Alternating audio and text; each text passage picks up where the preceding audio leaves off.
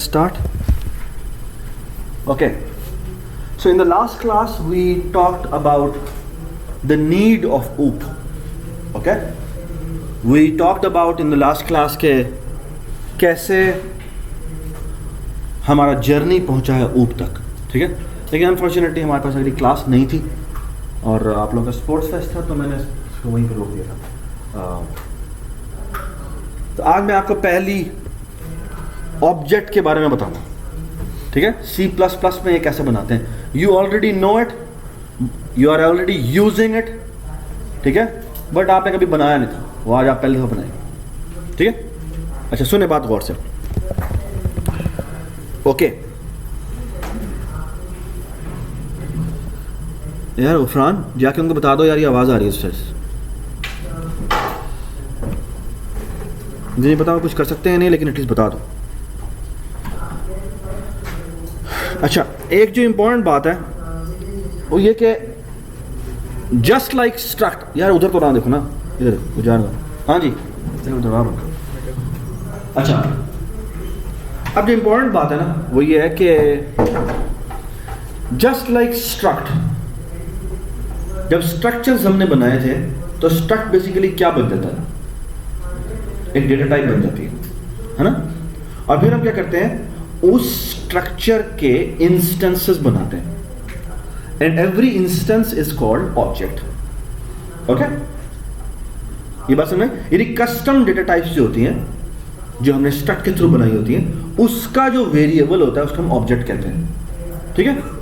But OOP में object का कुछ और मतलब होता है, ओके, वो भी हम आपको बताएंगे, क्योंकि ऑब्जेक्ट यानी उसको वो ऑब्जेक्ट नहीं कहते, उसको स्ट्रक्चर कहते हैं, ठीक है।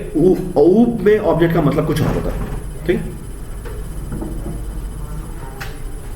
या एटलीस्ट हम अपनी क्लास में ऑब्जेक्ट का मतलब कुछ और कहेंगे। मैं भी बताता हूं मैं क्या कह रहा हूं। Okay, just like structure we will going to make a data type, okay, जिसके अंदर क्या होगा, ये जो ऊपर वाला पार्ट है ना, ये वो पार्ट है जिसके अंदर एट्रीब्यूट्स हैं।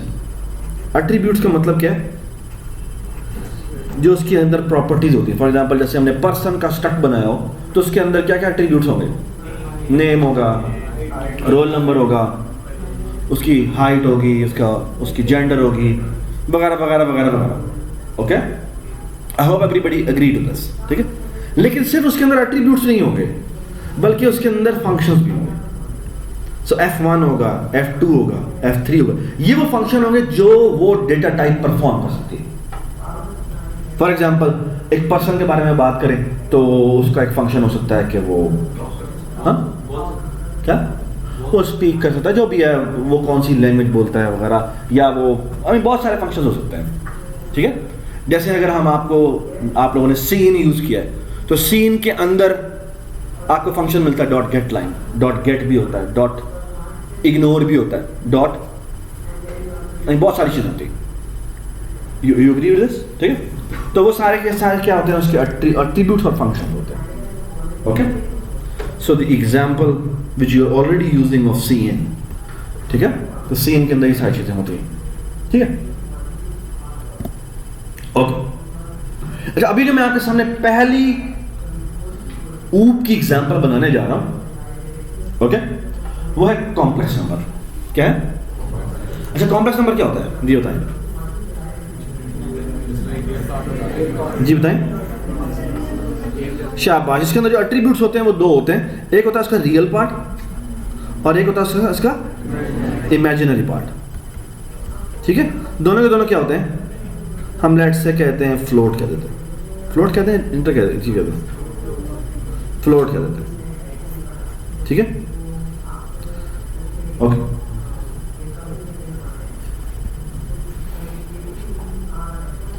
ऑलराइट। और इसके अंदर कुछ एट्रीब्यूट्स भी बनाना तो वही बना सकते हैं। सो फॉर एग्जांपल क्या एट्रीब्यूट बना सकते हैं उसके अंदर, जैसे फंक्शन बनाने से बना सकते हैं, क्या बना सकते हैं, इसके अंदर हम प्रिंट फंक्शन लिख देते हैं। प्रिंट क्या करता है, प्रिंट एक स्पेसिफिक तरीके से प्रिंट करता है, ठीक है। हाँ, ऐड, इसके अंदर ऐड हो, हाँ क्या है वो सही नहीं है, मुझे बताओ। ऐड इसके अंदर क्यों आए? हाँ, कॉम्प्लेक्स नंबर्स आपस में ऐड हो गए, है ना, है ना? तो कैसे आप कॉल करना चाह रही हो? अच्छा मैं आपको बताता हूँ क्या कहना चाह रही हो। सेपरेट लिख लेते हैं। अच्छा और ना आपको आई डोंट नो आप में से कितने लोगों ने वो याद है या नहीं याद, आई होप सबको याद होगा कि हम जब यहाँ पे लिखते हैं ना इफ स्ट्रीम, याद है हम इफ स्ट्रीम बनाते थे। इफ स्ट्रीम में हम जाके लिखते थे रीडर, और रीडर में यहाँ पर एक फाइल नेम देते थे ना, फाइल नेम .txt। ओके, ये बात समझ गई? तो ये भी एक फंक्शन कॉल होता है, ये भी एक फंक्शन होता है। ये जो हमने यहाँ पे कॉल किया ना, ये फंक्शन होता है। इस फंक्शन का एक स्पेसिफिक नाम, इसे कहते हैं कंस्ट्रक्टर। क्या कहते हैं? ओके। और वो पता किस नाम का होता है? जिस नाम की ये डेटा टाइप होती है। सो फॉर एग्जांपल मैं कहता हूं कॉम्प्लेक्स नंबर, तो इसके अंदर एक फंक्शन होगा, इसका नाम होगा कॉम्प्लेक्स नंबर। और बाय द वे ये जो, और बाय द वे इसके अंदर आप जो जो पैरामीटर पास करेंगे वो लाजमी हो जाएंगे किसके लिए? इसकी क्रिएशन के लिए, कि जब भी ये क्रिएट करने लगे हैं तो उसके अंदर ये पैरामीटर भेजने जरूरी है। और बाय द वे कंस्ट्रक्टर एक ऐसा फंक्शन है जिसकी कोई रिटर्न टाइप है। Does it make sense? क्योंकि वो ऑब्जेक्ट क्रिएट हो रहा है, अभी वो रिटर्न नहीं कर सकता। ये बात सुना, ठीक है? अभी हम समझ बनाते हैं तो आपको पता लग जाएगा कि कैसी चीजें होंगी, ठीक है? Just try to understand things. अच्छा अब ना एक और बड़ी जरूरी बात वो ये कि before I move forward let me tell you one very nice thing about OOP. OOP के अंदर मैंने आपको छोटी सी बात बताई थी, वो ये कि ऊप की पावर ये है कि वो आपको सिर्फ वो चीज दिखाती है जो यूजर यूज करना चाहता है, वो चीज दिखाती है जो कि सिर्फ उसका सिर्फ इंटरफेस होता है। बाकी सारी चीजें वो हाइड कर देती है। जिसका मतलब पता क्या है? ये जो हम कॉम्प्लेक्स नंबर की डेटा टाइप बनाएंगे उसकी मजेदार बात ये होगी कि उसके अंदर एट्रीब्यूट्स होंगे वो आपको नजर नहीं आएंगे आउटसाइड वर्ल्ड को। वो कैसे परफॉर्म करती है, that is something really special. Okay, ये बात सुने, ठीक है?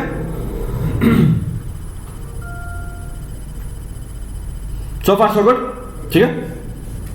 वो कैसे परफॉर्म करना है मैं बताता हूं, ठीक है? कॉम्प्लेक्स नंबर इसमें प्रिंट कर दिया हमने, कॉम्प्लेक्स नंबर कर दिया। अच्छा इसी तरह इसके अंदर ना कुछ फंक्शंस हम यूजुअली बनाना चाहें तो बना सकते हैं। ये मैं थोड़ा एक्सटेंड कर रहा हूं। वो है गेट रियल, और गेट रियल में मैं क्या भेजूंगा? ऑफ कोर्स एक इंटीजर आर भेजूंगा, और ये करेगा, सॉरी कुछ भी नहीं भेजूंगा। ये गेट रियल क्या करेगा?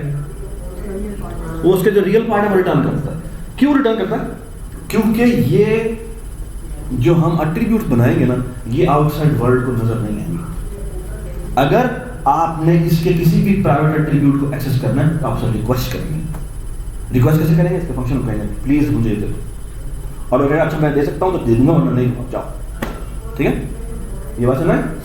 ठीक है, अगर ये गेटर अवेलेबल है तो उससे प्राइवेट एट्रीब्यूट को एक्सेस कर सकता है, वरना वो उसे एक्सेस नहीं कर सकता। Okay, we will going to make it available. Okay, यानी जो बनाने वाला है, जो इंजीनियर है इस क्लास का, बनाने वाला, ये जो भी हम डेटा टाइप बनाने के लिए जा रहे हैं,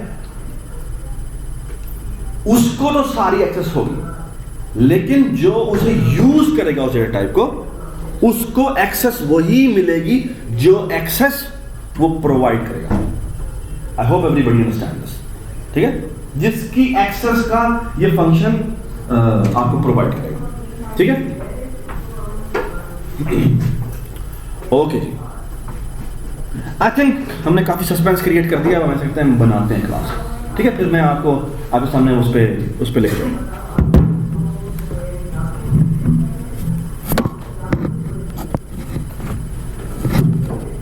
ओके, ये आपका प्रोजेक्ट है, ये आप पहले भी बनाते रहे हैं। ठीक है, आपने पहला काम ये करना है कि इस जगह जाके राइट क्लिक करना है। ये नजर आ रहा? इसमें आपको यहां पे नजर आ रहा है ऐड। ये ऐड आप पहले भी करते रहे, क्या करने के लिए ऐड करते रहे? ये ऐड करते थे आप एक सीपीपी फाइल ऐड करने के लिए।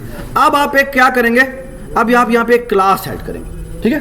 अच्छा, मैं अभी क्लास ऐड नहीं कर रहा, बल्कि फिलहाल मैं करता हूँ, एक काम करता हूँ, मैं यहाँ पर ऐड न्यू आइटम करता हूँ, ठीक है। ये आप ऑटोमेटिकली भी कर सकते हैं, लेकिन यहाँ पर मैं ना साथ लिखूंगा एक हेडर फाइल। अभी तक आप सीपीपी फाइल बनाते रहे ना, अब मैं आपके सामने हेडर फाइल बनाऊंगा, और मैं जानबूझ के खुद बना रहा हूँ, ठीक है। शुरू की एग्जांपल में हम खुद बनाते हैं, और इसका नाम रखते हैं, ये जो नाम होगा वो होगा complex number. Okay, complex number क्या है? ये हमारी बेसिकली एक फाइल बनी है जिसके अंदर इस डेटा टाइप की डेफिनेशन पड़ी होगी। ओके, ये बात समझ आई? अभी बनाते हैं आपके सामने। ये हमने हेडर फाइल बना दी, ये हमने ऐड कर दिया। ये देखें, जैसे ही हम बनाएंगे ना, इसके ऊपर ना यहां पे प्रैग्मा वंस लिखा हुआ।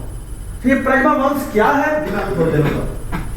पुराने जमाने में प्रैग्मा वंस नहीं होता था, इसका मतलब कुछ और है। यहां पे जिसे कुछ और लिखना पड़ता था हमें खुद जाके। ओके, उसका मतलब मैं आपको बताता हूं क्या मतलब उसका। लेट्स से ये मैं हटा देता हूं, ठीक है। अब मैं यहां पे क्या करूंगा, यहां पे जाके मैं अपनी क्लास बनाऊंगा, और इस क्लास का कोई नाम होगा। Let's write a name for it. यार ये किसी काम का नहीं है, मैं दोनों हाथ से काम कर रहा हूं, मैं कैसे करूं? इसको मैं पकड़ तो नहीं सकता। हाँ, यहां पे टेप लगा लूं।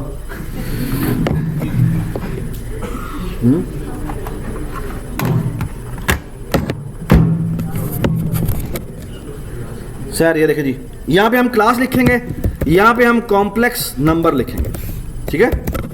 ओके,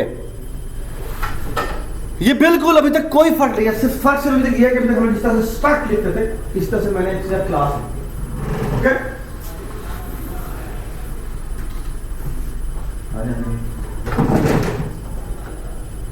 यार तुम टाइम नहीं आ, तुम थोड़ी टाइम जाएगी।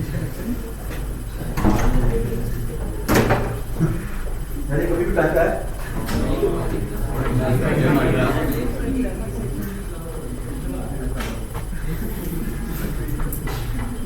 यार, बैठ जाओ। सेक्शन की क्लास, जाओ जाओ जाओ, शाबाश।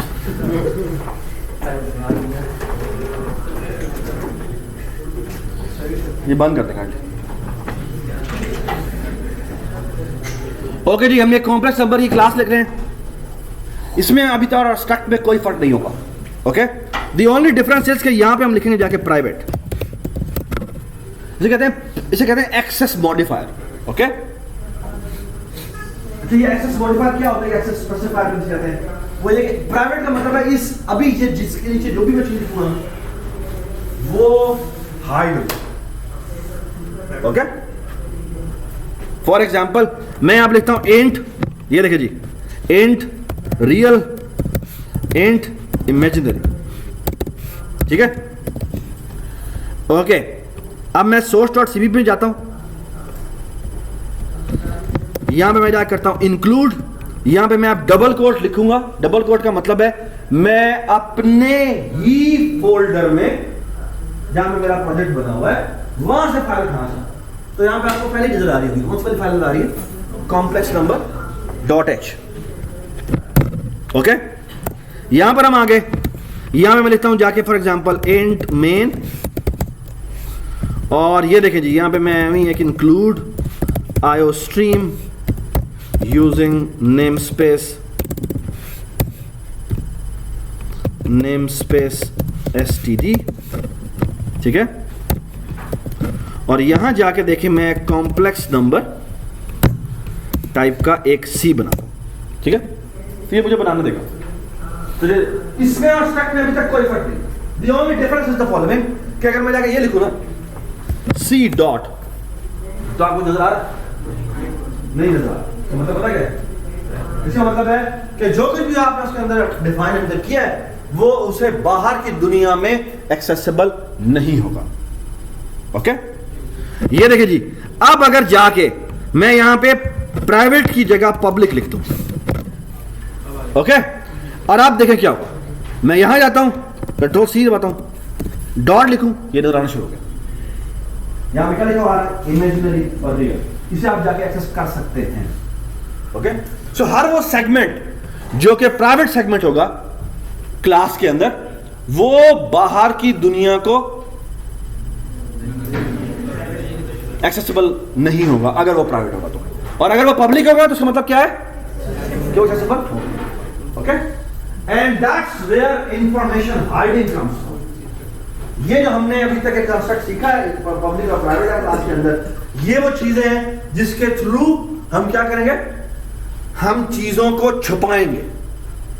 ओके, इंजीनियर बनाने वाला, जिस क्लास को बनाने वाला, वो क्या करेगा, वो चीजों को छुपाएगा, बाहर की दुनिया को सिर्फ वही दिखाएगा जो उसको अवेलेबल हो। यानी वो कार बनाएगा तो कार के अंदर के जितने भी एट्रीब्यूट्स हैं वो उसे नहीं दिखाएगा, वो सिर्फ वही दिखाएगा जो क्या होंगे, जो कि भाई उसका यानी कि हैंडल मूव करना है, उसकी ब्रेक पे, एक्सेलरेटर पे, वगैरह वगैरह पे, जो भी उसकी पब्लिक उसको आप वो इंटरफेस देना चाहते हैं सिर्फ वही देंगे। ये बात समझ में आई जी? हमने मेन से ऊपर क्लास के लिए बनाई। Good point. इसमें समझ में आई इसने क्या सवाल किया? इसने कहा कि आपने हेडर फाइल क्यों बनानी, ठीक है? हेडर फाइल बनाने का एक बहुत बड़ा फायदा है, मैं अभी आपको बताऊंगा क्या फायदा है इसका। ओके, ये जो हेडर फाइल बनाई है ना, इसका फायदा ये है कि एक्चुअली ये एक डेटा टाइप बन गई है, जो भी बन गई है, जिसको आप जहां भी यूज करना चाहे यूज कर सकते हैं। मतलब ये इमेजिन करें कि अब मेरे पास 70 लोग हैं जो काम कर रहे हैं प्रोजेक्ट के ऊपर, तो सारे एक ही फाइल में जाके काम नहीं करेंगे, 70 लोगों की अपनी अपनी फाइलें होंगी जिसमें वो काम कर रहे हैं, और जिसको जो काम चाहिए होगा वो क्या करेगा, उसमें उसको इंक्लूड कर लेगा। आई hope everybody understand the power of this idea कि मुझे अपने इंटरफेसेस को अलग अलग करना है। ओके, अभी मैं आपको एक और मजे की बात करता हूं। ये जो हमारी हेडर फाइल बना रहे हैं, अच्छा अभी मैं आपके सामने कुछ छोटे छोटे चीजें लिखता हूं, आपको थोड़ा पता लगे, आप एब्जॉर्ब करना शुरू करें।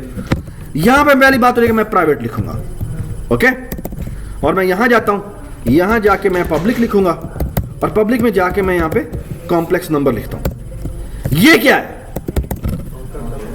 ये हमारा कंस्ट्रक्टर है, और बाद में ये मैंने कंस्ट्रक्टर बनाया जिसके अंदर कोई पैरामीटर पास नहीं होगा, और इसके अंदर मैं क्या करूंगा, देखिए मैं करता क्या हूं, यहां पे मैं जाके लिखता हूं real is equal to 0, imaginary is equal to 0।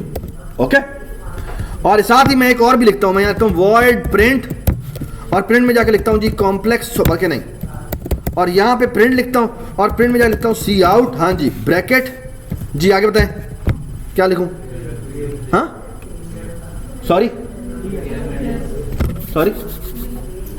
यहां मैं लिखूंगा जी, सबसे पहले रियल लिखेंगे, फिर हम ब्रैकेट डालेंगे, thank you so much,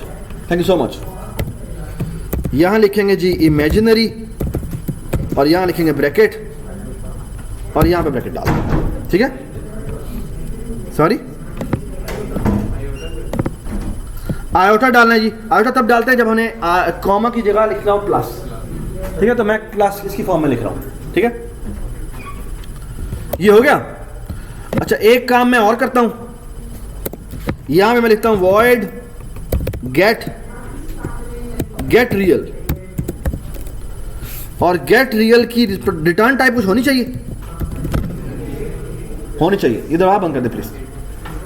get real का, अच्छा चलें गेट रियल छोड़ दें, अभी हम यही लिखते हैं। मैं यहां लिखता हूं, और मैं सी के अंदर डॉट प्रिंट कॉल कर देता हूं, ओके, और यहां पे मैं सी आउट एंड एल लिख देता हूं, और यहां पे मैं रिटर्न 0 लिखता हूं। अच्छा, अभी ना इस लाइन पे एरर आएगा, कैन एनीबॉडी गेस कि इस लाइन पे, लाइन नंबर 17 पे एरर आएगा, क्यों? क्योंकि हमने ऊपर आयो स्ट्रीम इंक्लूड नहीं की, तो मैं यहां पे ना इंक्लूड आयो स्ट्रीम इंक्लूड कर लेता हूं, ठीक है, यूजिंग नेम स्पेस std, ठीक है? क्योंकि इस फाइल में हम जब सी आउट को यूज कर रहे हैं तो इसके अंदर क्या होना चाहिए बेटा, है ना? इसके अंदर ऑफ कोर्स हम यूज कर रहे हैं, ऊपर आपको आयो स्ट्रीम इंक्लूड करनी चाहिए, ठीक है? अच्छा, आप देखिए अब क्या होता है, मजेदार चीज होने लगी है। मैं यहां जाता हूं, मैं इसको चलाता हूं,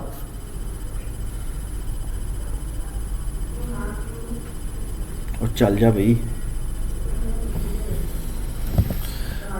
ये देखे जी,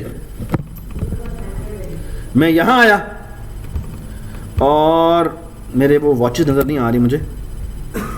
किधर है वॉचेस? ये रही। अच्छा आप अगर आई डोंट नो, मैं ये आपको मैग्नीफायर होता है इस पर, मैग्नीफायर। अच्छा ये आपको कुछ नज़र आ रहा है? अभी ये लाइन चली नहीं है, अभी ये लाइन चली नहीं है। लाइन नंबर 8 चलने वाली है। लाइन नंबर 8 जब चलेगी तो क्या होगा? बेसिकली उसका कंस्ट्रक्टर फंक्शन कॉल होगा, ऑटोमेटिकली कॉल। आप कॉल करने की जरूरत नहीं, ऑटोमेटिकली कॉल। ओके, और वो लाइन नंबर 8 जब चली जाएगी उसके बाद जब ये लाइन नंबर 9 पे आएगा ना, तो आई एम अज्यूमिंग कि अगर कंस्ट्रक्टर चला है तो क्या होना चाहिए? ये उसका रियल और इमेजिनरी पार्ट है, उसमें क्या क्या आ जाना चाहिए? 0 0 आ जाना चाहिए। ठीक है, ये देखा जी, मैंने प्रेस किया F10, वो पाई की हो गया F10, and you can see that जो उसका रियल पार्ट है वो 0 हो चुका हुआ है, जो इमेजिनरी पार्ट है वो 0 हो चुका है। Does it make sense?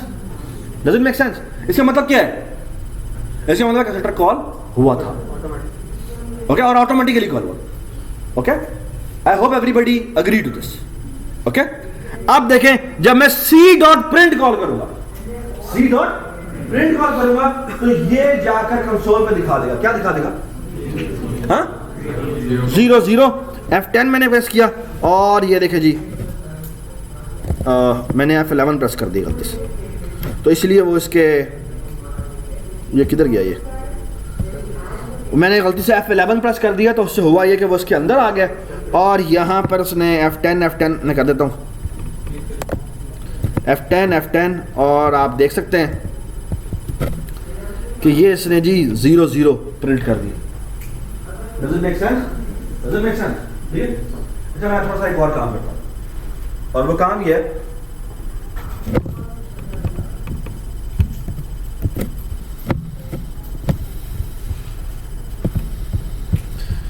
ये मैंने कॉम्प्लेक्स नंबर लिखा है ना, इसके अंदर मैंने एक कंस्ट्रक्टर बनाया था ना। एक काम हम और करते हैं, एक और कंस्ट्रक्टर भी बनाते हैं, और इसके अंदर हम इंट r और इंट i लिख देंगे। ठीक है, और ये करेगा, ये जो r आया है वो इसको असाइन हो जाएगा, जो i होगा वो उसको असाइन हो जाएगा। ठीक है, कोई इतराज़ तो नहीं किसी को? ठीक है, तो हम क्या करते हैं, अब मैं आपसे एक सवाल कर रहा हूँ और ये आपको समझना चाहिए, बड़ा ज़रूरी सवाल है। यहाँ पे बेटा मैंने ये मैंने C लिखा और ये मैंने B लिखा, और यहाँ पर मैंने 10 20 भेज दिया, तो बेसिकली क्या होगा?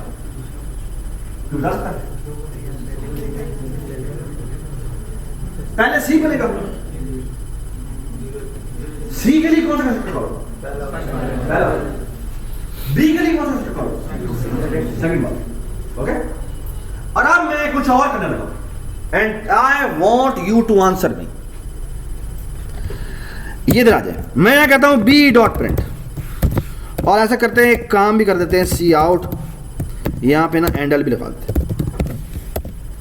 अब मेरा आप लोगों से सवाल है, ये ना C डॉट प्रिंट मैंने कॉल किया, और फिर मैंने यहां पे कॉल किया B डॉट प्रिंट कॉल। अब मेरा आप लोगों से एक सवाल है, और सवाल ये है कि ये जो प्रिंट है ये आपके सामने लिखा हुआ है ना? ये प्रिंट आपके सामने लिखा हुआ है, ये लिखा हुआ है, इसमें नहीं लिखा है रियल प्रिंट करो, इमेजिनरी प्रिंट करो। हमने बाहर से जो कॉल किया वो क्या कॉल किया?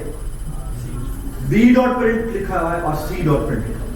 अब सवाल मेरा आपसे ये है, इसको पता कैसे चलता है कि जब मैंने रियल प्रिंट करने को कहा है तो मैंने B वाले का प्रिंट करना है या मैंने C वाले? सबको कंफ्यूज समझ में आ गई? सबको प्रॉब्लम समझ में आई? नहीं समझ आई? प्रॉब्लम समझ में आ गई? प्रॉब्लम बड़ी जेन्युइन किस्म की है कि एक ही प्रिंट फंक्शन है, उसमें मैंने लिखा है रियल प्रिंट करो, इमेजिनरी प्रिंट करो। सवाल यह है कि इसे पता कैसे चलेगा कि रियल जो है वो मैंने A वाले का प्रिंट करना, B वाले का प्रिंट करना है या C वाले? ये बात समझना? I hope everybody understand the problem. Okay? And let me tell you such a beautiful thing. और वो ये है कि असल में ये जो आपको प्रिंट फंक्शन नजर आ रहा है ना, ये एक धोखा है। असल में ये प्रिंट फंक्शन ऐसा नहीं है। बैक एंड पे कंपाइलर ने एक बड़ा मजे का काम किया हुआ, और वो काम ये किया है कि ये फंक्शन असल में ये फंक्शन है वॉइड प्रिंट। इसमें ये जो कॉम्प्लेक्स नंबर की क्लास है उसका ना एक पॉइंटर पास होता है, इसको दिस कहता है। यानी हर एक फंक्शन में, हर एक फंक्शन जो इस क्लास का फंक्शन होता है उसके अंदर एक दिस पॉइंटर पास होता है। क्या पॉइंटर पास होता है? और जो मजे की बात है वो ये है कि जो मेन है, जहां पर हमने ये सी डॉट प्रिंट कॉल किया हुआ है, असल में ये कॉल ऐसे नहीं होती। पता कैसे कॉल होती है? ये होती है भाई ऐसा करो, कॉम्प्लेक्स नंबर के अंदर जो प्रिंट फंक्शन है उस पे जाओ। ये एक्चुअली ऑटोमेटिक, ये मैं आपको राज की बात बता रहा हूं, ये आपने किसी को बताना नहीं है, ठीक है? ये हमारी इस क्लास की बात है, ठीक है? ये तुम्हें किसी को बताना नहीं है, ये हमारी आपस की बात। यहां पर असल में काम होता है, और काम मेरा ये देखें क्या होता है। ये काम ये होता है कि असल में ना ये ट्रांसलेशन इसमें कन्वर्ट हो जाती है। क्या कि कॉम्प्लेक्स नंबर के स्कोप के अंदर जो प्रिंट का फंक्शन लिखा हुआ है उसे कॉल करो, और ये जो जिस ऑब्जेक्ट के थ्रू आप कॉल कर रहे हैं उसका एड्रेस पास कर दो। अब एड्रेस के पास होगा तो दिस में वो रिसीव हो जाएगा। ये बात समझ आ गई? और अब मजे की बात बताता हूं मैं आपको, और मजे की बात ये है कि जब हम ये लिखते हैं तो असल में ये स्टेटमेंट भी कंपाइलर ट्रांसलेट करता है। पता है किसके अंदर? इसके अंदर। यहां पे ये जो रियल है ना, ये असल में दिस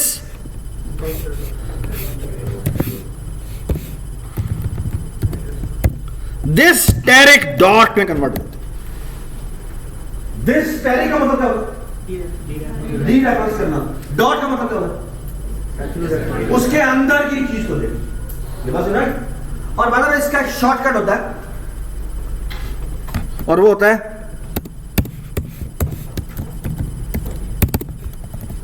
ठीक है? दिस एरो का मतलब है कि इस ऑब्जेक्ट के अंदर की बात, ये जो पॉइंटर जिसके पास है इसके अंदर की बात, ठीक है? तो ऑटोमेटिकली जो रियल है ना, ये ऑटोमेटिकली कन्वर्ट हो जाता है दिस एरो। ये बात सुना? अब मुझे कोई सवाल का दोबारा जवाब दे। इस फंक्शन के अंदर जो हमने दो एट्रीब्यूट एक्सेस किए हुए हैं, इसको पता कैसे चलता है कि मैंने ए वाले बी वाले का कॉल के एट्रीब्यूट की को एक्सेस करना है या सी वाले का एट्रीब्यूट को एक्सेस करना है? Using the this pointer. जिस ऑब्जेक्ट के थ्रू आपने ये फंक्शन कॉल किया होगा उसका एड्रेस दिस के पास आया होगा, और हम दिस एरो रियल करके उसे एक्सेस कर सकते हैं। ये, और अगर आपने इवन जिसके एट्रीब्यूट का नाम भी लिखा है तो वो उसे ऑटोमेटिकली दिस एरो रियल में कन्वर्ट कर देगा। ये बात समझ? आई hope everybody understand this. Okay, ठीक है? आप तकरीबन जितनी भी किताबों में जाके पढ़ेंगे ना, ये जो दिस पॉइंटर की जो बात होती है, ये ना तकरीबन जाके ऊप के मिडिल में जाता है, और बच्चों को कुछ समझ में नहीं आती हो कैसा, ठीक है? वो सारी चीजें एब्स्ट्रैक्ट फॉर्म में चल रही है, लेकिन I think this is such a beautiful connection जो कि आपको शुरू में होना चाहिए।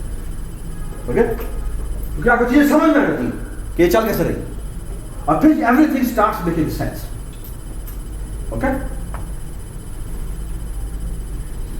वेरी गुड जी। तो दिस पॉइंट सबको समझ में आ गया, ठीक है? अच्छा जी, अब एक और बड़ी मजे की बात बताते हैं। अब मैं मेन में आता हूं। चाहिए देखिए, अब मैं एक और आपको जरूरी बात बताता हूं, और वो ये है कि ये जो आपके सामने मैंने बनाया है ना, ये जो मैंने फंक्शंस बनाए हैं, ये जो मैंने फंक्शन बनाए, ये भी एक मैंने चवल मारी है। और वो क्यों है? क्योंकि असल में ये जो हेडर फाइल होती है इसके अंदर किसी भी फंक्शन की डेफिनेशन नहीं आती। मतलब ये कि ये जो मैंने सारा कुछ लिखा है ये यहां नहीं होता। यहां पर क्या होता है? यहां पर सिर्फ ये होता है।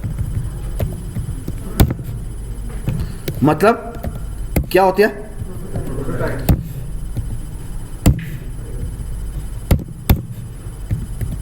मतलब ये कि सिर्फ प्रोटोटाइप्स होती हैं। ओके, और अभी ये इनके नीचे ये अंडरलाइन दे रहा है, क्या बड़ी टेल मी व्हाई, क्या होना चाहिए, वॉल्यूम दे रहा है, क्यों नहीं दे रहा होगा, क्योंकि इस फंक्शंस की अब उसको डेफिनेशन नहीं मिल रही। ओके, उसके लिए हम क्या करते हैं, उसके लिए हम करते ये हैं कि हम दोबारा से इस पे राइट क्लिक करते हैं, ऐड करते हैं, हम ऐड करते हैं न्यू आइटम, और अब हम जाके लिखेंगे एक सीपीपी फाइल, और इस सीपीपी का फाइल नाम रखेंगे हम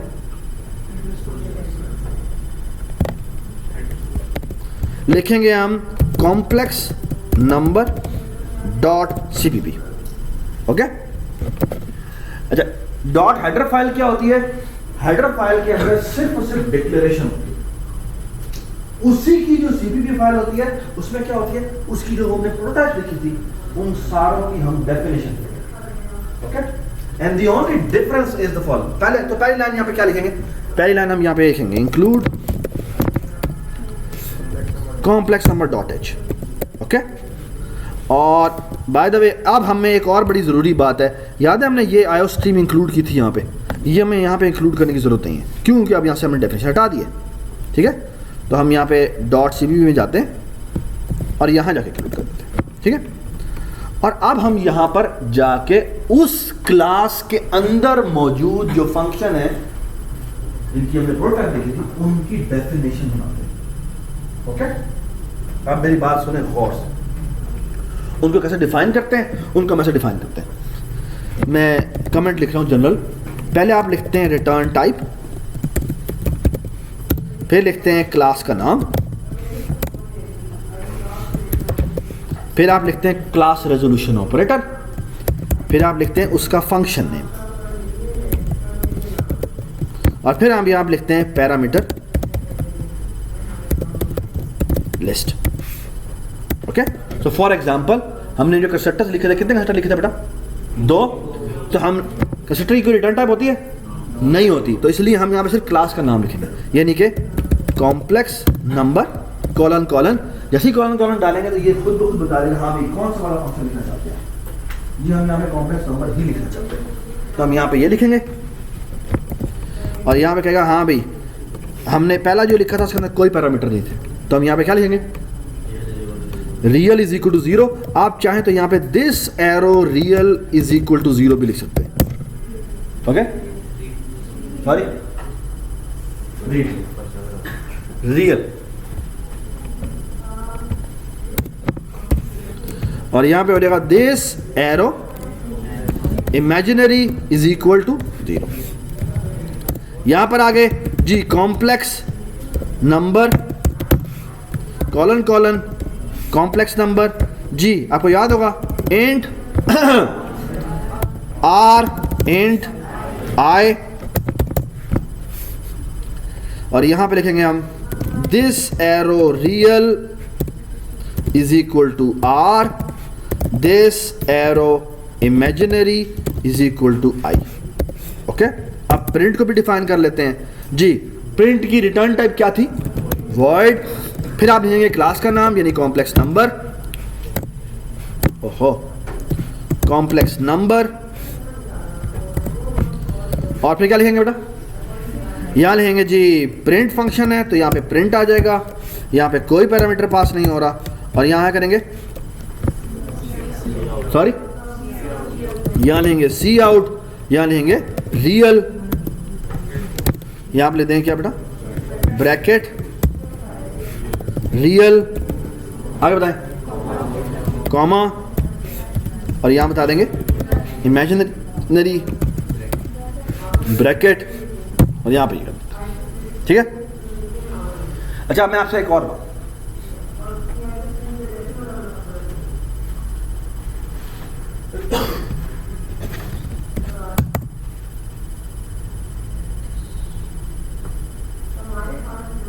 तो यहां पर ना अगर आप गलती से ये लिख दें वॉइड क्लास का नाम लिखना भूल जाएं और यहां पे आप लिख दें प्रिंट, ठीक है, तो ये एरर नहीं देगा, लेकिन इसका मतलब क्या है, प्रिंट पता है कौन सा, ये क्लास का प्रिंट नहीं लिख रहा, या कोई और प्रिंट लिख रहा, ये जस्ट एक कोई फंक्शन है जो कि इस जगह डिफाइन हो गया, आप इसे यूज करना चाहे कर सकते हैं, लेकिन अब ये बिल्कुल ग्लोबल फंक्शन की तरह एक्सेसिबल होगा बाहर की दुनिया में, ठीक है। यानी ये किसी क्लास का मेंबर फंक्शन नहीं है, बल्कि क्या है, ये ग्लोबल फंक्शन है, ये प्रिंट डायरेक्टली भी कॉल हो जाए, ये किसी ऑब्जेक्ट के बगैर तो कॉल होगा ही नहीं के बाद, अगर आप ये अज्यूम करें। ये बात समझ। और एक और बड़ी जबरदस्त बात, अगर फॉर एग्जांपल मैं यहां पे लिखूं सी आउट रियल और इमेजिनरी, तो ये इस लाइन पे एरर देगा। क्यों एरर देगा? क्योंकि ये तो ग्लोबल फंक्शन है, इसके तो दिस है ही नहीं, है ना। ये बात समझ। दिस किसके अंदर पास होता है?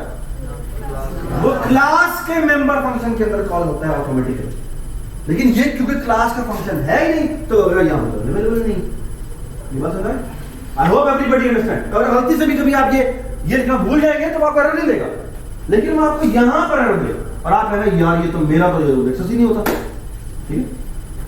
ये बात समझ। Good, very good.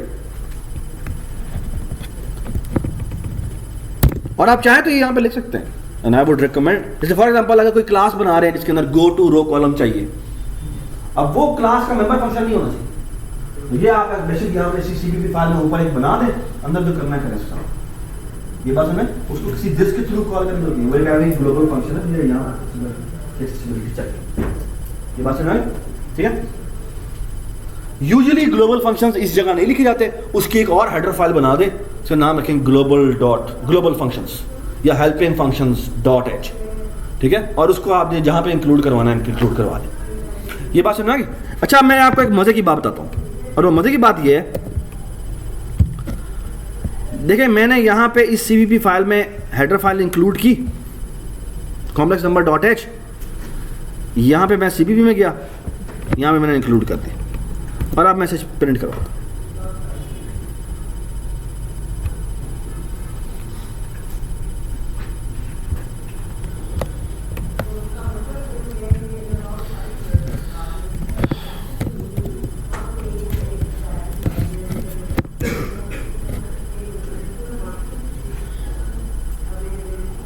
अच्छा, मैंने देखा ये जो लाइन नंबर 1 लाइन नंबर 2 है उसकी डुप्लीकेट कर दी।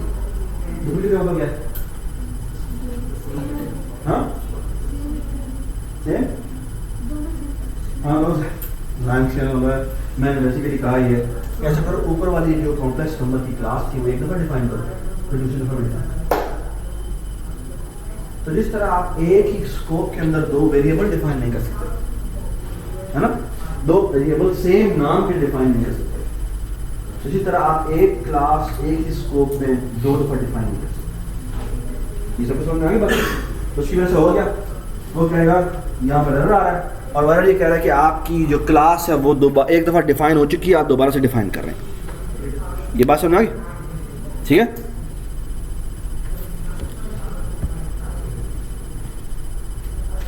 ये लिखा हुआ आ रहा है यहाँ पे, आई डोंट नो आपको नजर आ रहा है या नहीं, मैं थोड़ा सा जूम कर देता हूँ। ये आप पहला एरर देखें क्या लिखा हुआ है, class complex number type redefinition, यानी आपकी एक क्लास है वो दोबारा डिफाइन। ओके, तो इमेजिन द फॉलोइंग कि आपकी 50 फाइलें थी, यहां पे भी आपको कॉम्प्लेक्स नंबर चाहिए था, यहां पे भी चाहिए था, यहां पे भी चाहिए था और यहां पे भी चाहिए था, तो ये तो मसला हो जाएगा। क्या मसला हो कि अगर तुम भाई आपका नाम बेटा, तुम्हारा नाम क्या? हमजा। हमजा को भी चाहिए, आसिफ को भी चाहिए, अब्दुल रहमान को चाहिए, एमन को भी चाहिए। अब ये सारे अपने फाइल बनाते हैं तो हर एक को कॉम्प्लेक्स नंबर, ठीक है ना। इन्होंने सबने इंक्लूड किया, पहले वाले का तो इंक्लूड हो गया, बाकी सबका कहेगा रीडेफिनेशन हो। ये समझ आया मसला क्या है? ठीक, ये सब समझ आ गया। पता क्या इस चीज का इलाज क्या है? इसका इलाज ये है, ये आप कॉम्प्लेक्स नंबर में गए, जब गौर से देखिए वो क्या करता है। अच्छा, पुराने ज़माने में ये होता था, मैं वो भी बताता हूँ, जैसे आप कभी भी आपकी कभी क्लास आप ओपन करें तो पता लगे ये आप देख के परेशान हो रहे ये क्या हो लिखा हुआ। पुराने ज़माने में ये होता था, उसका रेमेडी अब जो विजुअल स्टूडियो है वो ऐसे कर लेता था। पहले ज़माने में हम ये करते हैं, यहाँ पे लिखते हैं डिफाइन, तो if and define. And define का मतलब क्या होता है? इसका मतलब क्या है? ये मैक्रो यूज किया मैंने। इफ एंड डिफाइन का मतलब है इफ नॉट डिफाइन। ओके, क्या नॉट डिफाइन है, यहां पर आप कोई भी एक लेबल लिख दें। फॉर एग्जांपल मैं क्या लेबल लिखूं बताएं मुझे, मैं CN कह देता हूं, ठीक है, बल्कि ऐसे करते हैं CM और यहां पे नम कह देते हैं, ठीक है। ये कह रहा है अगर कॉम, ये कोई भी एक लेबल है कॉम नम, अगर ये डिफाइन नहीं हुआ तो आप एक काम करें, डिफाइन कर दें com num. Please make sure करें कि ये दोनों के दोनों सेम नाम, ओके, ये नाम और लिखा हो, ये नाम और लिखा हो, ओके। ये क्या कह रहा है, ये कह रहा है अगर डिफाइन नहीं है तो इसे करो डिफाइन कर दो, ठीक है। और यहां जाओ इस क्लास के बिल्कुल एंड में और यहां आया कर दो एंड इफ, ओके। अच्छा, अब इसकी इस लाइन लिखने से जो फायदा हुआ है वो मैं आपको दिखाता हूं। याद है यही 2 दफा कॉम्प्लेक्स नंबर्स इंक्लूड की हुई थी। अब मैं ये चलाता हूं, अरे ठीक है, मतलब क्या हुआ इसमें, शाबाश। यानी कि अगर आपने ये जो हेडर फाइल है, ये अगर ये एक दफा कहीं पर भी इंक्लूड हो गई है, आप तुम्हें इंक्लूड करने की जरूरत नहीं, ओके। असल में बड़ी मजेदार बात कंपाइलेशन जब होती है ना, कंपाइलेशन बात करना है, कंट्रोल शिफ्ट बी दबाते हैं, बिल्ड दबाते हैं, तो होता ये है कि जितनी भी हेडर फाइल्स हैं, ये सारी हेडर फाइल्स पहले ना आप समझ लें, सबसे पहले असल में तो आपकी एक प्रोजेक्ट जो आप बनाते हैं उस प्रोजेक्ट की एक फाइल होती है, कौन सी फाइल होती है, एग्जीक्यूटेबल फाइल, दैट्स इट। आप जितनी भी फाइलें अलग अलग बनाते हैं, एक्चुअली आपका पूरा जो बैकएंड में सॉफ्टवेयर बनता है एक फाइल, वो एक हेडर फाइल, ओके। अब होता क्या है कि आपकी 50 फाइलें थी, अब आपको तो नहीं पता, पहले ये कंपाइलर ये वाली पिक करके रखेगा, फिर ये वाले से कोड रखेगा, फिर ये वाला कोड रखेगा, फिर ये वाला कोड, ये बात समझ, ये तो आपके कंट्रोल में नहीं है, तो कंपाइलर खुद डिसाइड करता है कि मैंने पहले इसको देखना है, इसको रखना है, ये बात सब समझ में, ठीक है। तो आपने जो ऊपर जो लिखा है, ये इसका मतलब ये है कि जो लिंकर लिंक कर रहा है, लिंक कंपाइलर एक कहते बहुत सारी चीजें होती हैं जो लिंकर उसका एक स्टेप है, आप हमें एक मॉड्यूल है वो करता है, वो सारी हेडर फाइल उठाता है, उनको एक बारी बारी रखता है, पहली हेडर फाइल उठाई, फिर उसकी सीपीयू उठाई, साफ रखी, ठीक है, उसके असेंबली रखी, फिर दूसरी हेडर उठाई, फिर उसकी सीपीयू उठाई और उसका हेडर लिख दिया। अब अगर फॉर एग्जांपल उसने पहले ये बनाई है, आई मीन फिर उसको लिंकिंग करनी पड़ती है कि मैंने ना काइंड ऑफ ये फंक्शन यहाँ पे पड़ा हुआ, ये फंक्शन यहाँ पड़ा हुआ, ये फंक्शन यहाँ पड़ा हुआ, तो फंक्शन बेसिकली कन्वर्ट हो जाते हैं एड्रेसेस के अंदर, ओके। तो वो बेसिकली उसमें आपको लिंक करना होता है, अगर ये वाली लाइन एग्जीक्यूट हो तो इसका मतलब है वो वाली लाइन पे तुम लिखना है, सो ये लिंक का काम है, ओके। यहाँ पे जो हमने हेडर फाइल में ये लिखा है, इसका मतलब सिर्फ ये है कि अगर ये वाला कॉम्प्लेक्स नंबर की क्लास को कहीं पर तुम लिंकर, ये लिंकर की इंस्ट्रक्शन है कि अगर तुम इसको इंक्लूड कर चुके हो तो प्लीज इसको इंक्लूड मत करना, ठीक है, ताकि अब अगर बाकी कोई भी यूज करना चाहे तो वो उसी पुराने वाली को यूज कर ले। ये बात सुना, ठीक है।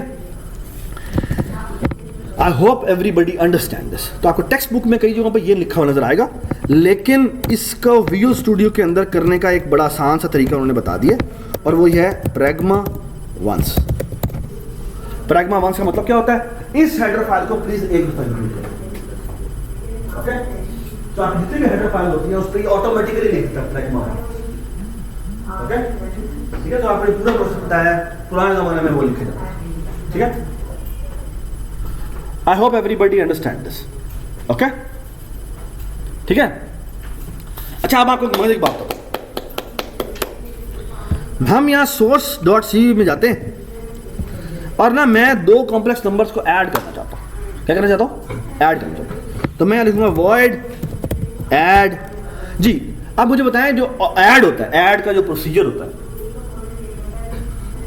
जैसे 2 इंटीजर्स को ऐड करें तो उसके कितने आर्गुमेंट पास होंगे उस ऐड फंक्शन में, 2 पास होंगे, और ये रिटर्न क्या करेगा, एक इंटीजर रिटर्न करेगा, ठीक है। तो मुझे बताएं कि जो ऐड फंक्शन हम लिखना चाह रहे हैं ये क्या होना चाहिए, ये 2 कॉम्प्लेक्स नंबर लेगा और रिटर्न करेगा एक complex number, okay. Complex number C1 कह देते हैं और यहां पे कॉम्प्लेक्स नंबर C2 कह देते हैं, ठीक है। और इसका काम क्या है, इसका काम ये है कि 2 कॉम्प्लेक्स नंबर्स को ले और एक और कॉम्प्लेक्स नंबर में कन्वर्ट कर दे। तो हम यहां लिखते हैं जी कॉम्प्लेक्स नंबर, और यहाँ पे हम क्या करते हैं, एक C3 बनाते हैं या रिजल्ट कह देते हैं, और इसमें हम लिखते हैं C1 dot real plus C2 dot real, और यहाँ लिख देते हैं, हाँ जी बताएं, C1 dot imaginary plus C2 dot imaginary. Can you see a problem? और बाद में यहाँ पे रिटर्न आर करवा देते हैं। ये इस लाइन पे एरर दे रहे हैं, क्यों एरर दे रहे हैं? क्योंकि ये जो हम ऐड फंक्शन लिख रहे हैं, ये एक तो ग्लोबल फंक्शन, और इस फंक्शन को इस ऑब्जेक्ट के प्राइवेट एट्रीब्यूट की एक्सेस नहीं है। ओके, ये सबको समझ में आ रही बात? अगर ये इसके प्राइवेट एट्रीब्यूट एक्सेस करना चाहता है तो पहले आपको कॉम्प्लेक्स डॉट एच में जाना पड़ेगा और यहां पे जाके उसको एक्सेस देनी पड़ेगी। कैसे? Void get real. जी सॉरी, गेट रियल यहां पे मैं एंट बना देता हूं, एंट नहीं, एंट बनाया मैं, चलो ठीक है, एंट गेट इमेजिनरी। यहां से मैं इन दोनों को कॉपी करता हूं, यहां जाता हूं, एंड पे खामोश रहेगा, खामोश रहेगा, कोई बोलने की जरूरत नहीं है। यहां मैं जाता हूं, यहां मैं कहता हूं रिटर्न दिस एरो रियल, और यहां जाता हूं रिटर्न दिस एरो इमेजिनरी। जी क्या एरर है? सॉरी जी, क्योंकि मैंने यहां पे कॉम्प्लेक्स नंबर कॉलन कॉलन नहीं लिखा। ठीक है, और ये मामला हल हो गया। ओके, और अब मैं यहां जाऊंगा, यहां पे जाके रियल की जगह लिख दूंगा गेट रियल। ओके, और यहां लिखूंगा cout get real. Okay, comma, यहां लिखूंगा गेट इमेजिनरी। C2 यहां लिखूंगा गेट इमेजिनरी। ओके, और यहां पे मैंने ऐड किया, ये देखें जी, ये मैंने C2 बनाया, और C2 में मैं रख देता हूं 1 1 लिख देता हूं। ठीक है, और एंड एल की जगह यहां पे मैं प्लस कह देता हूं। ठीक है, और यहां पे मैं सी आउट कर देता हूं इक्वल टू, और यहां मैं लिख देता हूं, जी बताएं बेटा, बताएं, मैं लिख देता हूं complex number R is equal to, जी लिखे बेटा, बताएं, ऐड, और ऐड में लिख दूंगा क्या बेटा, सी, और यहां लिख दूंगा बी। ओके, और यहां मैं लिख दूंगा सी।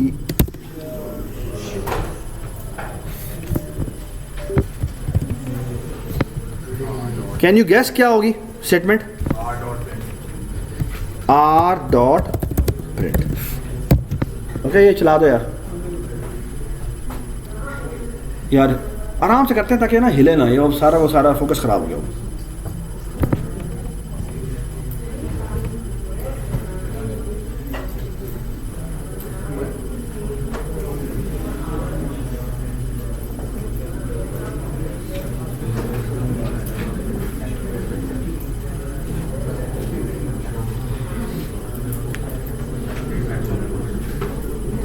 यदि चला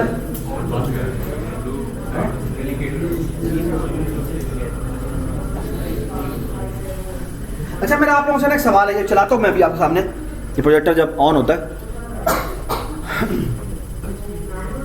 हमने ऐड लिखा, आई होप आप इसी तरह से सबकट भी लिख लेंगे, इसी तरह से मल्टीप्लाई लिख लेंगे, इसी तरह से आप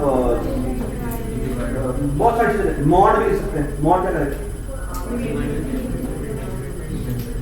मॉड का यहाँ मतलब होता है डिस्टेंस निकालना, है ना? तो मॉडुलस याद होगा, कॉम्प्लेक्स नंबर का मॉडुलस ये होता था कि हम इससे रियल का स्क्वायर कर देते हैं और इमेजिनरी का स्क्वायर कर देते हैं। ठीक है, तो ये वो होता है।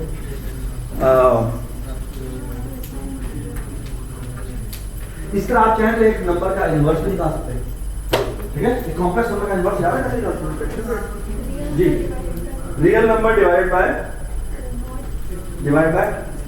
नहीं, नहीं नहीं नहीं, कैसे निकालते थे?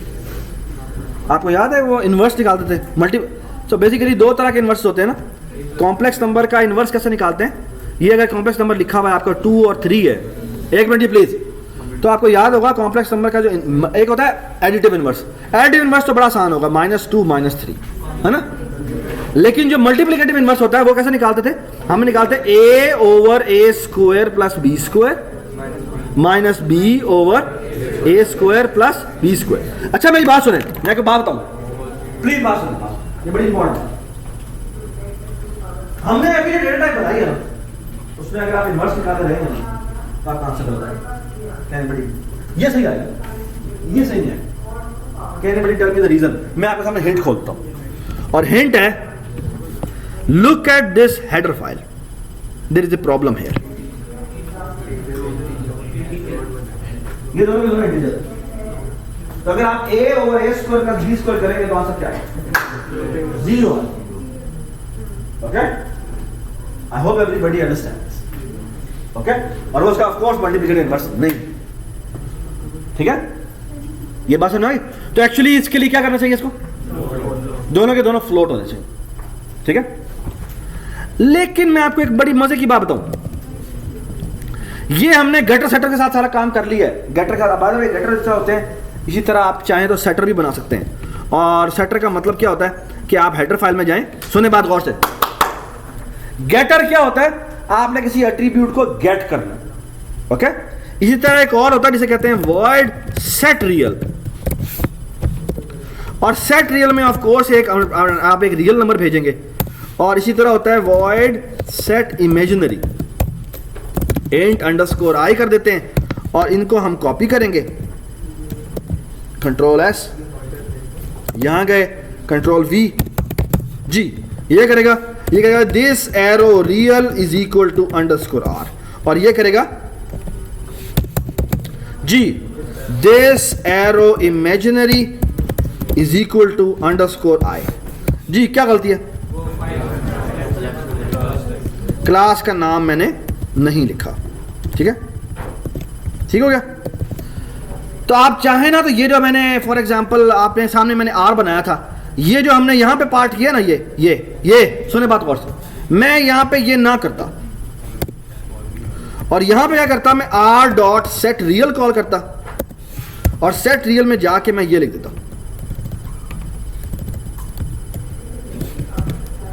ठीक है। और इसी तरह r.set इमेजिनरी में जाता और यहां जाके मैं ये लिख देता, ठीक है, और यहां पे ये रिटर्न होता। आई होप सबको समझ में आ गई ये बात। अच्छा, ये जो सेट मैंने दोनों अलग अलग बनाए, ये क्यों बनाए मैं आपको दिखाता हूं। एक बहुत बढ़िया क्वेश्चन है, ये गेटर सेटर हम दोनों अलग अलग क्यों बनाते हैं, ठीक है। So far so good, everybody understand this, okay. अच्छा एक बात मैं आपको और बताऊं, बाद में आप चाहें तो ऐड, मल्टीप्लाई, डिवाइड, ये जितने भी हैं ये आप बना सकते हैं, ठीक है। लेकिन एक बड़ी जरूरी बात, और ये आप तभी बना सकते हैं जब आपने क्या यूज किया, गेटर सेटर्स यूज किया, ओके, सही है। लेकिन एक बड़ी जरूरी बात, ये जो आपने ऐड बनाया है, ये जो आपने ऐड बनाया है, ओके,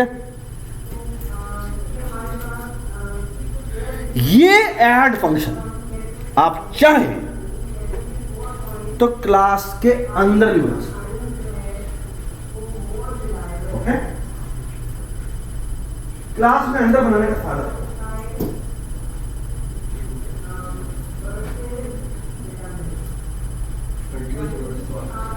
मल्टीपल जीरो में इस्तेमाल वो तो नहीं। अच्छा मैं कह रहा हूं ये जो ऐड फंक्शन आपने बनाया ना, ये ग्लोबल फंक्शन का बनाया। आप चाहें तो इस ग्लोबल फंक्शन को उठाकर अपनी कॉम्प्लेक्स नंबर.cpp जो है उसके अंदर जाके लिख दें, तो आप कॉपी कर दें, वो हर जगह में यूज होता है। लेकिन there is a problem, the problem is private कर सकते हैं। मसला ये है कि इसके अगर आप ऐसे फंक्शन बना रहे हैं, ये बताए ना कॉम्प्लेक्स नंबर की एडिशन होनी है, इसकी रिस्पांसिबिलिटी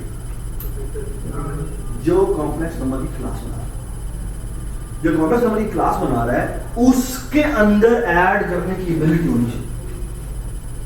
ये बात समझ आ रही? ये ऊर की सबसे इंपॉर्टेंट बात है। कि इस डेटा टाइप के साथ एसोसिएटेड जितनी फंक्शनैलिटी है वो उस क्लास के अंदर मौजूद होनी चाहिए। उसका फायदा क्या है? तो सबसे बड़ा फायदा ये है, तो वो उस डेटा टाइप के साथ एसोसिएट हो। दूसरी बात ये कि उस क्लास के फंक्शंस के तौर पे अगर आप उसको बनाएंगे तो उसके पास प्राइवेट एट्रीब्यूट का एक्सेस। ये बात है सबसे इंपॉर्टेंट बात है कि उसके पास प्राइवेट एट्रीब्यूट का एक्सेस होता है। इसका मतलब आपको गेटर सेटअप बनाने की जरूरत नहीं है। ये बात समझ में भाई। दूसरी एक और बड़ी जरूरी बात, अगर आप क्लास के अंदर ऐड फंक्शन बनाएंगे तो आपका एक पैरामीटर कम पास होगा। क्यों? क्योंकि आप कॉल करेंगे C1 डॉट ऐड, तो C1 तो खुद ब खुद पास हो जाएगा। किस तरह करके? As a this point. तो असल में जो सेकंड पैरामीटर है बस वही आपको देना। ये बात सुने, तो मैं एक फंक्शन आपके सामने लिख देता हूं, ओके? और वो ये यही ऐड फंक्शन मैं यहां से कमिट कर रहा हूं जी। कमिट कैसे करते थे? कंट्रोल के सी, और मैं यहां जाता हूं हेडर फाइल में, और हेडर फाइल में जाके यहां पे जाके मैं लिखूंगा कॉम्प्लेक्स नंबर, और यहां लिखूंगा मैं ऐड, और यहां पे मैं कॉम्प्लेक्स नंबर C2 पास करूंगा। C1 यहां पे नहीं भेजूंगा। क्यों? क्योंकि C1 तो यहां पर एज ए पैरामीटर पास हो जाएगा एज ए दिस पॉइंटर के साथ। तो मैं यहां से कॉपी करूंगा इसको, यहां जाऊंगा, यहां जाऊंगा, और यहां जाके मैं लिखूंगा जी, बताएं जी मुझे, कॉम्प्लेक्स नंबर R बनाया मैंने, R डॉट रियल लिखा, गलत। क्या गलती है बेटा इसमें? मैंने क्लास का स्कोप रेजोल्यूशन ऑपरेटर नहीं कॉल किया। तो R dot real is equal to this arrow real plus C2 dot real, okay? R dot imaginary is equal to this arrow imaginary plus, ये बता दें, C2 डॉट इमेजिनरी, ओके? और यहां पे हम कर देंगे रिटर्न R, ओके? और जो हमारी सोर्स डॉट CBP है उसके अंदर जाके अब हम ये नहीं लिखेंगे ऐड, यहां पे जाके हम क्या करेंगे, यहां लिखेंगे C डॉट ऐड, और यहां पे हम B भेजेंगे, ओके? आप B डॉट ऐड भी कर सकते थे, और उसके अंदर आप जाके क्या करते थे, C बार, ठीक है? क्योंकि एडिशन जो होती है वो कम्यूटेटिव होती है, लेकिन सबट्रैक्शन में आप ये नहीं कर सकते।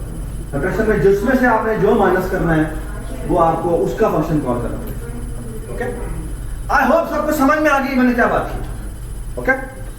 और आई होप सबको समझ में आ गई है कि ये ऐड फंक्शन आपके ग्लोबल स्कोप में नहीं होना चाहिए। ये कहां होना चाहिए? ये आपके क्लास का फंक्शन है, उस डेटा टाइप के साथ एसोसिएटेड फंक्शनैलिटी है, तो ये उसके साथ एसोसिएट होना चाहिए, ओके? हम फोटो टाइप साइज में डिक्लेयर कर रहे हैं, फंक्शन को डिक्लेयर कर रहे हैं। Very good point. एक बड़ी ही जरूरी बात वो ये कि ये जो आपके सामने नजर आ रहा है ना, ये जो डॉट हेडर फाइल नजर आ रही है, इसे कहते हैं एब्स्ट्रैक्ट डेटा टाइप। क्या कहते हैं? इसको ADT भी कहते हैं। ये जो हेडर फाइल होती है ये आपकी एब्स्ट्रैक्ट डेटा है। इसका मतलब क्या है? ये इसके अंदर प्राइवेट एट्रीब्यूट है, लेकिन ये याद रखिए ये आपको एक्सेसिबल नहीं होगा। ये इसका पब्लिक इंटरफेस है जो आपको पता होगा, ओके? तो आप 50 लोग एज ए सॉफ्टवेयर इंजीनियर एक प्रोजेक्ट पे काम कर रहे हैं, okay? What you will discuss together is the following. You will only discuss this header file, okay? You will only discuss this header file and you will say, तुम्हारा नाम क्या है? मुकेश को कहा था को ये क्लास बनाने की रिस्पॉन्सिबिलिटी मिली। मुकेश से ना ये मेरे एट्रीब्यूट है, ये इसके अंदर ये होल्ड हो रहा होगा, डोंट वरी अबाउट इट, कैसे होल्ड हो रहा है, ओके? ये फंक्शन है जो मैं आपको प्रोवाइड करूंगा। जिसने भी कॉम्प्लेक्स नंबर की क्लास बनानी है ऊपर मेरी हेडर फाइल इंक्लूड करें, इन फंक्शन को कॉल करें, डॉट डॉट जो भी करके आपको एक्सेसिबल होगा, ओके? CBP फाइल बनाना है इसका, मुकेश उसकी CBP फाइल किसी को नहीं मिलेगी, ओके? ना ही उसको भी ओपन करने की जरूरत, ओके, सिर्फ हेडर फाइल्स आपस में एक्सचेंज होती है। जब आपका प्रोजेक्ट इंटीग्रेट होता है, ठीक है, तो वो सीपीयू फाइल को खुद उसके साथ अटैच हो जाती है, लिंकर्स को एसोसिएट कर लेता है, डन। ओके, आप कभी भी उसका सीपीपी वाला कोड नहीं देखते, आप the only thing you care about this public interface, that's it. Okay, I hope everybody appreciate कि कैसे इंफॉर्मेशन हाइड करें। You only show the things which you need, that's it. Okay, that's it's power. ऊप की power की specialisation. Okay, अब मैं आपको बड़ी मजे की बात बताऊं, ऊप के साथ एसोसिएटेड कुछ टर्मिनोलॉजी मैं आपको पता होना चाहिए। What is an abstract data type, ये आप लिख लें आप। What is an abstract data type, what is an ADT. Okay, ये आपको पता होना चाहिए। व्हाट इज एन एब्स्ट्रैक्शन, ये आपको पता होना चाहिए। What is encapsulation. ओके, सुनिए मेरी बात बहुत है। What is encapsulation? Encapsulation is कि वो वाला पार्ट जो आपने प्राइवेट में डाल दिया, वो क्या हो गया? वो एक कैप्सूल बन गया। अच्छा, आपने कैप्सूल खाया दवाइयों में, है ना? कैप्सूल के अंदर जो चीज होती है आपको पता लगती है क्या होती है? आप अगर ओपन कर देंगे तो फिर आपको नहीं खाना चाहिए, ठीक है? ठीक है, वो इनकैप्सुलेटेड। सो इसकी सबसे इंपॉर्टेंट जो चीज है वो encapsulation. Okay, abstraction is this जो आपको इस एडीटी में नजर आ रहा है। इनकैप्सुलेशन इज कि आपने इंफॉर्मेशन हाइडिंग कर दी। ओके, ये जो प्राइवेट वाला पार्ट है ये आपको कभी भी नजर नहीं आएगा। ये जो बंदा इसको यूज कर रहा है उसे कभी भी नजर नहीं आएगा। Okay, I hope everybody can see that happen. Okay, और भी कुछ 2-3 चीजें हैं जो ऊप की बड़ी स्पेशल है, वो हम बाद में बात करेंगे। ओके, सही है? ऑलराइट जी, मैं आपके सामने एक बड़ी मजे की चीज कर रहा हूं।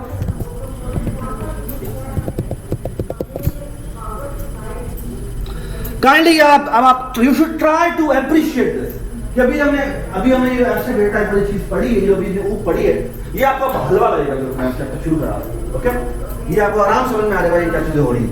Okay, but please be with me. ये हम चैप्टर 6 शुरू कर रहे हैं। इसकी कुछ एग्जांपल है जो मैं यहां से बात करूंगा, आगे मैं तकरीबन हम ये चैप्टर खत्म कर चुके हैं। ऑलराइट, इधर आ जाए। ये क्या है? ये एक स्ट्रक्ट है जिसके अंदर आवर है, मिनट है और सेकंड है। आप बताइए जी, इसका अगर मैं साइज ऑफ निकालूं तो कितना आएगा? 3 × 10 कितना होगा? शाबाश, बताओ। 1 × 3 कितना बाइट का होता है? 4। कितना होना चाहिए? हाँ, 12। उसने चमक मारी थी, तुमने फॉलो करने की कोशिश की, अच्छी मतलब नहीं। ठीक है, तो कितना होगा जी? 12 बाइट होगा। ओके, ये देखे जी, ये क्या बना रहा है जी? बताएं, ये क्या बना रहा है?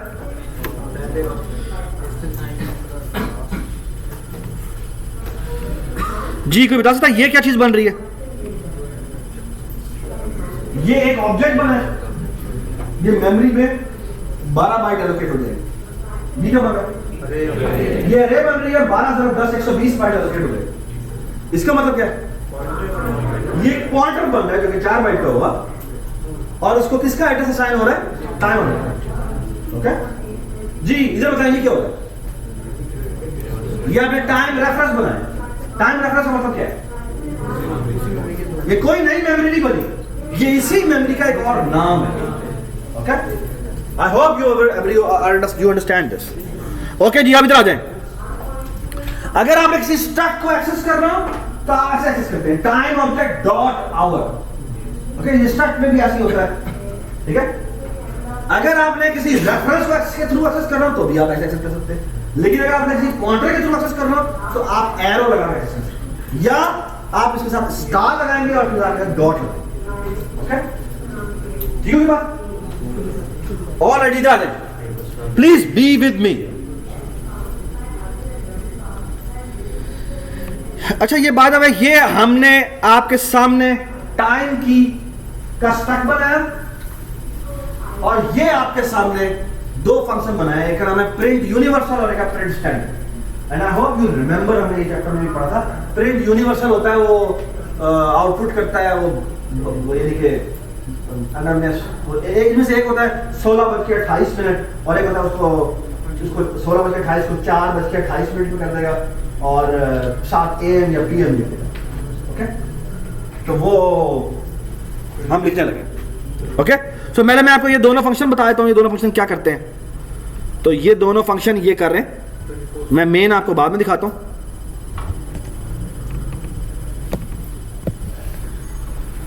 Line number 52 of course set fill use किया, सेट फिल से यूज किया अगर एक डिजिट नंबर है तो उसका 0 है।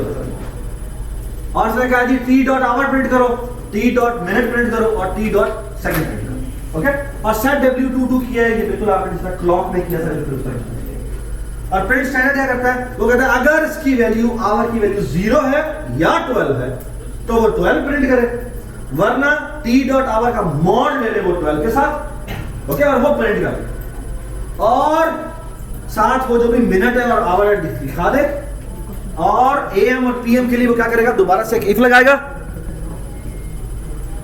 ये कंडीशन लगी थी ना, अगर इसके आवर की वैल्यू लेस देन 12 है तो AM प्रिंट करे, वरना वो क्या प्रिंट कर दे, PM। ये वो टर्शियरी स्टेटमेंट है, वो सबको पता चला। क्वेश्चन मार्क ऑपरेटर क्या यूज करते हैं? टर्शियरी ऑपरेटर, ये इफ देन एल्स होता है ना, ये इफ देन एल्स होता है, ये कंडीशन होती है, ये कंडीशन है। अच्छा, ये रिक्वेस्टर कहां से पहले होती है, कंडीशन होती है। अगर ये कंडीशन ट्रू होगी तो ये प्रिंट होगा, वरना ये प्रिंट होगा। ओके, ये टर्शियरी स्टेटमेंट कहते हैं। ये सबको समझ में आ गई बात? सो फार सो गुड। इधर आ जा जी। मैंने एक टाइम टाइप का ऑब्जेक्ट बनाया, इसमें वैल्यू असाइन कर दी 18, 30, 0 और हमने प्रिंट किया, ये प्रिंट कर देगा जो प्रिंट होगा, है ना। अब हमने डिनर डॉट टाइम को कर दिया 29 और डिनर डॉट मिनट को कर दिया 73, है ना। Can you see problem? What's the problem? Sorry, क्योंकि 29 कोई आवर नहीं होता, एक दिन में 24, 23 से ज्यादा ऊपर आवर नहीं लिखा हुआ और मिनट होते हैं वो 60 से ऊपर नहीं होते। ये बात समझ में आ रही है? स्ट्रक्ट के अंदर आपको इन एट्रीब्यूट की एक्सेस थी, आप जो मर्जी करें उनके साथ। ओके, here comes, अच्छा by the way you will see the output will have this kind of stuff, stupidity कि डिनर टाइम भी किसी ने आपने ये टाइम दे दिया, ठीक है, ये टाइम नहीं है, ठीक है। बट here comes ऊप। अब हम आते हैं जी ऊप के ऊपर। ऊप की मजेदार बात क्या है, आपने एक क्लास बनाई, इसका नाम है टाइम, ये इसके प्राइवेट एट्रीब्यूट है। आप शुरू में लिखना चाहते हैं, शुरू में लिख दें पब्लिक, आप इवन ऐसे लिखते हैं, पहले प्राइवेट लिखें, फिर पब्लिक लिखें, फिर प्राइवेट लिखें, फिर जब आप पब्लिक शुरू करेंगे तो नीचे वाली चीज प्राइवेट पब्लिक हो जाएगी, फिर आप प्राइवेट लिखेंगे तो उससे नीचे वाली चीज प्राइवेट हो जाएगी, इस तरह से। और ये है इसके अंदर इसने सेटर बनाया टाइम में, कोई पैरामीटर पास नहीं हो रहा। यहां पर इसने सेट टाइम का फंक्शन बनाया जिसके अंदर 3 एट्रीब्यूट पास होते हैं। ये प्रोटोटाइप है तो हमें पैरामीटर देखने की जरूरत है। प्रिंट यूनिवर्सल और प्रिंट स्टैंडर्ड से इस फंक्शन के अंदर बना, इस डेटा टाइप के अंदर बना। ओके, ये भी बड़ी मजेदार बात। और अब हम आगे आते हैं, अब इस क्लास की डेफिनेशन बनाते हैं। और वाला ये सारे के सारे वैसे ही होंगे, ये जो मेमोरी वाइज है वो बिल्कुल वैसे ही होंगे। मजे की बात यह है कि ये हमने अपनी एडीटी बनाई, इसको हम एडीटी कहते हैं, एब्स्ट्रैक्ट डेटा टाइप। ओके, ये हमारी उस क्लास की डेफिनेशन, डिक्लेरेशन है। और अब हम उस क्लास की डेफिनेशन करेंगे।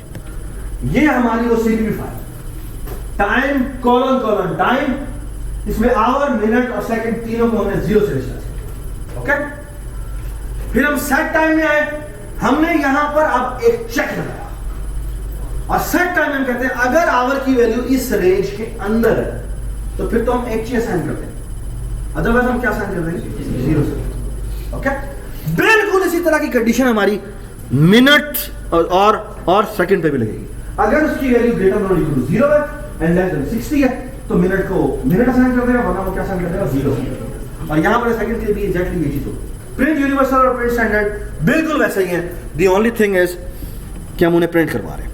अब आ जाए जी मेन के अंदर, सेम मेन, यहां पर आप टी बनाया, यहां पर आपने 13:27 और 6 सेकंड कहा, प्रिंट यूनिवर्सल करवाया, बिल्कुल ये ऐसे प्रिंट करें, 1 मिनट 1 मिनट। और यहां आके आप लिखते हैं 99 99 99, लेकिन आपको प्राइवेट एट्रीब्यूट की एक्सेस नहीं है, तो आप क्या करेंगे, आप सेट टाइम कॉल करेंगे, और जब सेट टाइम कॉल करेंगे और आप प्रिंट करेंगे तो इनकी जगह क्या प्रिंट होगा, 0 0 0। इसका मतलब है आपने उसे शेयर करने की कोशिश की, मैं डिसाइड करूंगा कि मैंने क्या वैल्यू सेंड करनी है। Okay, I will go to check it, क्या ये एट्रीब्यूट जो आई है ये ठीक है तो मैं ऐसा साइन करूंगा, वरना मैं साइन नहीं करूंगा। That's the power of it will not allow you to access the private attributes. ठीक है, जो आपने इनिशिएशन करनी है आपने रिक्वेस्ट करें, हम देखेंगे अगर ये वैलिड होगी तो हम उसका साइन कर देंगे, वरना हम अपने तरीके से सोचेंगे। Okay, thank you so much जी। अच्छा, आप मेरी बात सुनिए, यहाँ पर जो असाइनमेंट है, असाइनमेंट ये है, एक मेन आपको प्रोवाइड कर दिया जाएगा कॉम्प्लेक्स नंबर के कैलकुलेटर का। ओके, आपने उसको क्लास के अंदर भी बनाने होंगे वो सारे फंक्शंस, और क्लास के बाहर भी बनाने होंगे। ओके, यानी पहले आप वो ऐड सबट्रैक्ट जो भी आप 12 करीब फंक्शन होंगे तो एक दो लाइन होंगे, वो आप पहले डेटा सेटर के थ्रू बनाएंगे, फिर उनको आप इनके थ्रू बनाएंगे। ठीक है, फिर एक और सवाल है, वो है फ्रैक्शन की क्लास बनानी है, और उसमें फ्रैक्शन में क्या होगा, एक डिनोमिनेटर होगा और एक न्यूमरेटर होगा, और उसके साथ भी उनकी मल्टीप्लिकेशन करनी है, एडिशन करनी है, सब्ट्रैक्शन करनी है। ये 2 सवाल हैं असाइनमेंट के, जो कि कल रात को ड्यू होंगे, तो आप आज तक इस पर काम शुरू करते हैं। थैंक यू सो मच, अल्लाह हाफ़िज़।